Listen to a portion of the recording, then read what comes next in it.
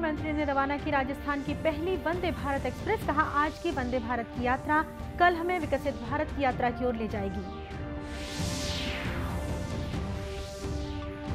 देश में कल एक दिन में कोरोना संक्रमण के 7,830 नए मामले सामने आए। छत्तीसगढ़ में मिले 264 संक्रमित।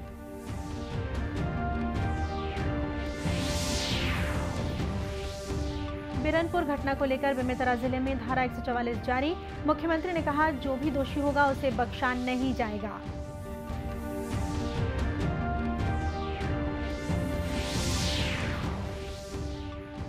और केंद्र सरकार की पीएम श्री योजना से राजनांदगांव जिले के 18 स्कूल होंगे आधुनिक सुविधाओं से लैस।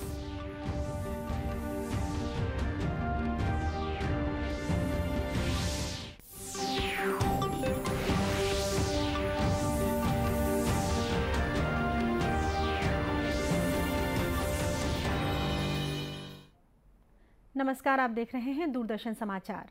मैं हूं शीतला शुक्ला। अब समाचार विस्तार से। प्रधानमंत्री नरेंद्र मोदी ने आज वीडियो कॉन्फ्रेंस के माध्यम से राजस्थान की पहली वंदे भारत एक्सप्रेस रेलगाड़ी रवाना की। इस मौके पर प्रधानमंत्री ने कहा कि इससे दिल्ली और जयपुर के बीच की यात्रा आसान होगी। उन्होंने कहा कि केंद्र सरकार रेल यात्रा को सुरक्षित बनाने के लगातार प्रयास कर रही है। वंदे भारत एक्सप्रेस से राजस्थान पर्यटन उद्योग को महत्वपूर्ण लाभ होगा। प्रधानमंत्री ने कहा, जब से ये आधुनिक ट्रेन शुरू हुई है तब से करीब 60 लाख लोग इनमें सफर कर चुके हैं। उन्होंने कहा, वंदे भारत ट्रेन आज विकास, आधुनिकता, स्थिरता और आत्मनिर्भरता का पर्याय बन चुकी है। आज की वंदे भारत की यात्रा कल हमें विकसित भारत की यात्रा की ओर ले जाएगी। जब से ये आधुनिक ट्रेनें शुरू हुई हैं, तब से करीब करीब 60 लाख लोग इन ट्रेनों में सफर कर चुके हैं। तेज रफ्तार वंदे भारत की सबसे बड़ी विशेषता है कि ये लोगों का समय बचा रही है। और एक स्टडी है कि एक वंदे भारत की यात्रा करने पर लोगों के कुल मिलाकर हर ट्रिप में करीब करीब 2500 घंटे बचते हैं। यात्रा में बचने वाले ये 2500 घंटे लोगों को अन्य कार्यों के लिए उपलब्ध हो रहे हैं।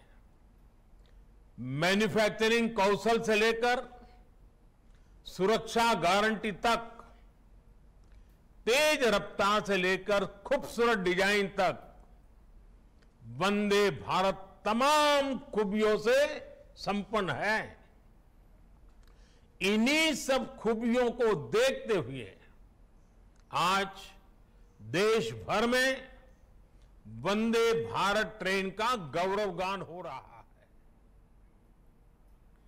नई वंदे भारत एक्सप्रेस अजमेर और दिल्ली कैंट के बीच की दूरी 5 घंटे 15 मिनट में तय करेगी, जबकि इसी मार्ग पर अब तक की सबसे तेज गति की शताब्दी एक्सप्रेस 6 घंटे 15 मिनट का समय लेती है। प्रधानमंत्री नरेंद्र मोदी ने प्रधानमंत्री फसल बीमा योजना के प्रभाव पर प्रसन्नता व्यक्त करते हुए कहा है कि प्रधानमंत्री फसल बीमा योजना से हमारे किसान भाई बहनों के चेहरे पर जो मुस्कान आई है, उससे बड़ी खुशी की बात क्या हो सकती है। एक ट्वीट में राज्यसभा सांसद श्री रामचंद्र जांगड़ा ने प्रधानमंत्री फसल बीमा योजना के फायदों के बारे में बताया था। राज्यसभा सांसद के ट्वीट का जवाब देते हुए प्रधानमंत्री ने कहा कि प्रधानमंत्री फसल बीमा योजना ने हमारे किसान भाइयों बहनों के चेहरे पर जो मुस्कान बिखेरी है, उससे बड़ी खुशी की बात और क्या हो सकती है। प्रधानमंत्री ने कहा कि ये देखकर बहुत खुशी हो रही है कि किसान क्रेडिट कार्ड ने मेहनती अन्नदाताओं का जीवन आसान बनाया है और यही इसका उद्देश्य भी है। श्री रामचंद्र जांगड़ा ने अपने ट्वीट के साथ एक वीडियो भी साझा किया, जिसमें एक किसान ने बताया कि कैसे बेमौसम बारिश के कारण फसल बर्बाद होने पर वे आर्थिक और मानसिक रूप से थक जाते थे। मैं रिटायर्ड शिक्षक हूँ। 2016 में रिटायर होने के बाद मुझे खेती का थोड़ा शौक पहले से ही था। बचपन से मेरे पिताजी खेती करते थे, हम उसमें हाथ बटाते थे। उसके बाद मैंने सोचा क्यों ना थोड़ा बाग लगाया जाए या कुछ और खेती की जाए। मैंने खेती शुरू की तो देखा खेती करने के बाद काफ़ी ज़्यादा खर्चा हो जाता है और इसमें नुकसान बहुत ज़्यादा हो जाता है। जैसे कपास की मैंने खेती की, 4-5 साल तक मैंने नुकसान उठाया। फिर पिछले साल मैंने जांगड़ा जी से मुलाकात हुई एक आध बार। श्री रामचंद्र जांगड़ा जी राज्यसभा सांसद हैं हमारे यहाँ से। उनके जनता दरबार में मुलाकात हुई तो इन्होंने सुझाव दिया कि आप प्रधानमंत्री बीमा योजना का गौरतलब है कि इस योजना का संचालन कृषि और किसान कल्याण मंत्रालय द्वारा किया जा रहा है। प्रधानमंत्री ने 13 जनवरी 2016 को इस योजना की शुरुआत की थी। भारत में कल एक दिन में कोरोना वायरस संक्रमण के 7,830 नए मामले सामने आए हैं। इसके बाद देश में संक्रमित हुए लोगों की संख्या बढ़कर 4,47,76,002 हो गई है। वहीं देश में संक्रमित मरीजों की संख्या बढ़कर 40,000 से अधिक हो गई है। इधर छत्तीसगढ़ में कल 264 नए कोरोना संक्रमितों की पहचान हुई है और 48 मरीज स्वस्थ होने के बाद डिस्चार्ज किए गए हैं। रायपुर जिले में सर्वाधिक 54 मरीज पाए गए हैं। इन्हें मिलाकर राज्य में कोरोना के एक्टिव मरीजों की संख्या बढ़कर 727 हो गई है। राज्य में कल 4,158 लोगों का कोरोना टेस्ट किया गया था। प्रधानमंत्री नरेंद्र मोदी हर महीने के आखिरी रविवार को मन की बात कार्यक्रम के जरिए लोगों से जुड़ते हैं। अप्रैल के आखिरी रविवार को मन की बात कार्यक्रम की 100वीं कड़ी प्रसारित होगी। इससे पहले 28 सितंबर 2019 को प्रसारित मन की बात कार्यक्रम में प्रधानमंत्री ने देशवासियों के साथ धूम्रपान के खतरों के बारे में अपने विचार साझा किए थे। आइए देखते हैं उस कार्यक्रम की कुछ झलकियां।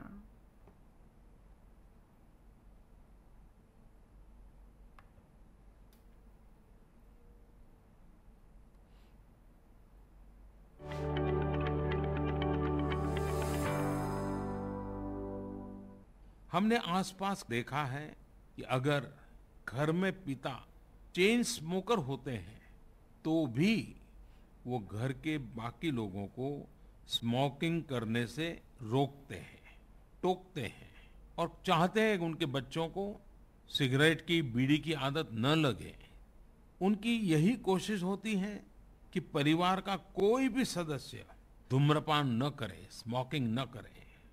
वो जानते हैं कि स्मोकिंग से, तंबाकू से शरीर को भारी नुकसान होता है।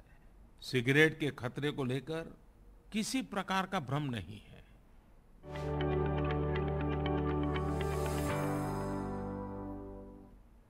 इस बीच प्रधानमंत्री नरेंद्र मोदी ने लोगों से मन की बात क्विज में भाग लेने का आग्रह किया है।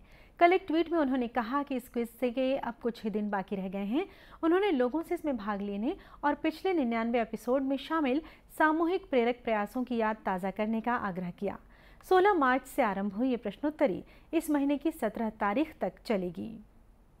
मुख्यमंत्री भूपेश बघेल ने बेमेतरा जिले के बिरनपुर घटना को बहुत दुर्भाग्यजनक बताया है। उन्होंने पत्रकारों से कहा कि पूरे समाज में शांति और भाईचारा है। सभी धर्म, सभी विचार के लोग एक दूसरे का सम्मान करते हैं, लेकिन नफरत फैलाने की जो कोशिश की जा रही है वो बहुत दुर्भाग्यजनक है। ये समाज और छत्तीसगढ़ के लिए बिल्कुल उचित नहीं है। लगातार नजर रखे हुए हैं और ये कोशिश तो यही है कि शांत हो, जितना जल्दी शांत हो सके। लेकिन कुछ लोग शांति नहीं चाहते, वो भड़काना चाहते हैं, एक घटना को पूरे प्रदेश भर में फैलाना चाहते हैं। तो ये उनकी कोशिश है, लेकिन मैं समझता हूँ कि छत्तीसगढ़ की जनता ऐसे कृत्यों को पसंद नहीं करती और उसे नकारेगी। ठीक है। मुख्यमंत्री ने कहा कि उनकी सरकार ने पीड़ित परिवार को तत्काल मदद दी है। साथ ही 11 आरोपी भी पकड़े गए हैं। उन्होंने कहा कि जो भी दोषी होगा उसे बख्शा नहीं जाएगा। और हमारी सरकार ने पीड़ित परिवार को सुरक्षा दी और साथ ही जो आरोपी हैं वो तुरंत पकड़े गए। जो नाम बताए गए थे 12 में से 11 तुरंत पकड़े गए, वो हिरासत में है। उसके बाद ये बवाल काटना, पूरे प्रदेश में वातावरण बनाना, हिंसक आंदोलन करना, दूसरे दिन आग लगी, उसके बाद 2 जने की और मृत्यु हुई। वो जांच का विषय है। अभी 2 जने की और मृत्यु हुई, उसकी जांच किया जा रहा है और उसमें जो तथ्य सामने आएंगे उसके हिसाब से कार्रवाई होगी। कानून का राज्य है, कानून से बड़ा कोई नहीं है और कोई भी इसमें संलिप्त होगा इस घटना में, चाहे वो कितना बड़ा व्यक्ति हो, उसके खिलाफ सख्त कार्रवाई होगी। वहीं ग्राम पंचायत बिरनपुर के सरपंच जेठूराम साहू ने गांव में शांति व्यवस्था बनाए रखने के लिए लोगों से अपील की है। उन्होंने कहा है कि गांव में दोनों पक्षों के बीच आपस में बैठकर शांति और सुलह की कोशिशें की जा रही हैं। ऐसे में बाहरी लोगों को उनके गांव में अशांति और भगदड़ नहीं करनी चाहिए। मैं जेठूराम साहू ग्राम पंचायत बिरनपुर का सरपंच हूँ और 2 बच्चे सामुदायिक बच्चे के कारण झगड़ा हो गया, उसके कारण इतना बड़ा हादसा हो रहा है कि अपील कर रहा हूँ बाहर के आदमी आ करके ऐसा ये मत करें, क्योंकि गांव के बैठ करके दोनों समुदाय बैठ करके अपना गांव को शांतिपूर्ण बनाएंगे। ऐसे कोई आपसे निवेदन है, बाहर वाले से निवेदन है, प्रणाम है, ऐसे शांति प्रदान करे, भगदड़ न करे। इस बीच बेमेतरा जिले में धारा 144 जारी है। जिले में 13 कंपनियों की फोर्स लगाई गई है। बिरनपुर गांव के साथ ही साजा में भी चप्पे चप्पे में पुलिस बल तैनात है। बिरनपुर जाने वाले रास्तों को ब्लॉक किया गया है और आने जाने वाले लोगों को पूछताछ के बाद ही जाने दिया जा रहा है। सोशल मीडिया पर अफवाह फैलाने वालों पर कड़ी कार्रवाई की जाएगी। केंद्र सरकार की पीएम श्री योजना से राजनांदगांव जिले के मोंगरा, चौकी, मोरकुटुम, कुकुरमुदा, कोपेडी, हल्दीगांव सहित 18 स्कूलों की सूरत आने वाले समय में बदल जाएगी। ये स्कूल आदर्श विद्यालय के रूप में विकसित किए जाएंगे, जहां बच्चों को न केवल गुणवत्तापूर्ण शिक्षा मुहैया कराई जाएगी, बल्कि यहां आधुनिक संसाधन भी उपलब्ध होंगे। समग्र शिक्षा विभाग राजनांदगांव के परियोजना अधिकारी पीसी मलकले ने बताया कि स्कूली बच्चों का बेहतर भविष्य तैयार करने के उद्देश्य से केंद्र सरकार ने पीएम श्री योजना प्रस्तावित की है। उन्होंने बताया कि वर्ष 2024 तक जिले के सभी विकास खंडों में 2-2 पीएम श्री विद्यालय संचालित होंगे। इस विद्यालय में आधुनिक शिक्षा के साथ साथ व्यावसायिक शिक्षा पर भी फोकस किया गया है। पीएमश्री स्कूल योजना एक्चुअल में केंद्र सरकार द्वारा विद्यार्थियों को भविष्य को तैयार करने के उद्देश्य से एक अत्याधुनिक पीएमश्री स्कूल स्थापित करने की योजना प्रस्तावित की गई है। और ये जितने स्कूल रहेंगे जो चयनित होंगे वे नई राष्ट्रीय शिक्षा नीति की प्रयोगशाला के रूप में कार्य करेंगे। और इस वर्ष 2024 तक मतलब प्रत्येक ब्लॉक में जो है कम से कम 2 ऐसे स्कूल होंगे जो पीएम श्री योजना के तहत कक्षा 3री से लेकर 12वीं कक्षा तक के विद्यार्थियों को शामिल किया गया है। इसके साथ ही अध्यापन में भी नवाचार किए जाएंगे। महात्मा गांधी राष्ट्रीय ग्रामीण रोजगार गारंटी अधिनियम के तहत हो रहे निर्माण कार्यों से बिलासपुर जिले के किसान भी समृद्ध हो रहे हैं। योजना के तहत गांव में तालाब, सड़क, आवास जैसे निर्माण कार्यों के अलावा हितग्राहियों की भूमि पर डबरी, कुआं आदि बनाए जा रहे हैं। इससे स्थानीय लोगों को रोजगार भी मिल रहा है। विकासखंड कोटा के ग्राम पंचायत चंगोरी में रहने वाले रघुवीर अब परिवार के साथ खुशहाल जीवन जी रहे हैं। उनकी खुशहाली में मनरेगा के तहत हुए डबरी निर्माण की महत्वपूर्ण भूमिका है। डबरी बन जाने से जहां उन्हें फसल के लिए सिंचाई का एक स्थायी साधन मिला, वहीं डबरी में मछली पालन कर वे मुनाफा भी कमा रहे हैं। रघुवीर बताते हैं कि डबरी बन जाने से पानी की समस्या से मुक्ति मिलने के साथ ही भूजल के स्तर में बढ़ोतरी हुई है। रघुवीर ने अपनी खुशहाल जिंदगी का श्रेय मनरेगा योजना को दिया है। वहीं डबरी में मछली पालन कर रहे हितग्राही राकेश मरावी ने मनरेगा योजना के लिए केंद्र सरकार को धन्यवाद दिया। उनका कहना है कि अब खेती किसानी के अलावा मछली पालन से भी उन्हें आमदनी हो रही है।